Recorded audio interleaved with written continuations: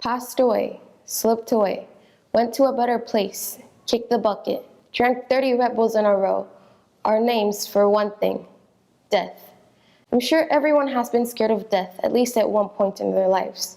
I'm sure many of you here are probably still scared of it. And I get it, because death has become so distant and so depersonalized that thinking that you'll die seems almost impossible. Actually, people's perception of death has changed a lot throughout time.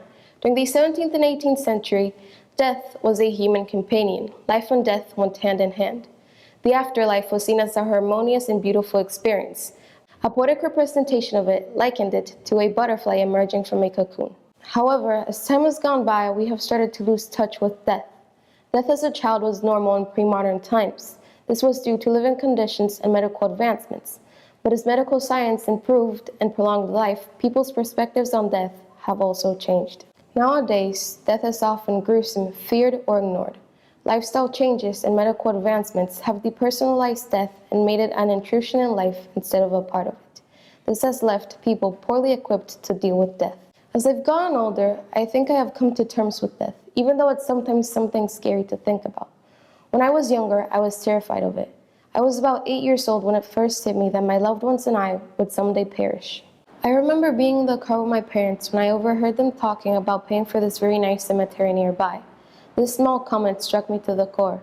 By this time, I already knew what death was, but I hadn't put much thought into it. I hadn't yet realized that even my parents' death would be inevitable. I immediately started to cry. My parents tried talking me through it. It's part of life, they said. However, this didn't come to much comfort. It scared me even more. After that day, my mom had to stay with me in the night in order for me to calm down. I have always been the type of person who likes to be in control of things.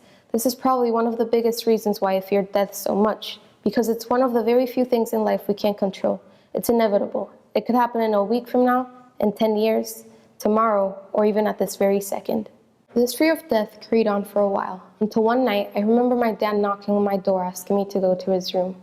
When I got to my parents' room, I found them both sitting on their bed. I jumped in bed and lay beside them. My dad grabbed his computer, and on the screen, a YouTube video was on pause. Lullaby by Billy Joel. The words below the video read, "Listen to the words of the song," my dad said. "I will cherish that moment forever." The words to that song have left an imprint in me for life. Every now and then, when I feel scared, all I do is recite the words to it. "Good night, my angel, now it's time to dream, and dream how wonderful your life will be. Someday your child may cry, and if you sing this lullaby, then in your heart there will always be a part of me. Someday we'll all be gone, but lullabies go on and on. They never die, that's how you and I will be." Ever since that day, my perspective about death has changed. I'm not scared of it anymore. In fact, death is incredibly beautiful. It shows you that everything is born to die. Everything comes to an end, even life.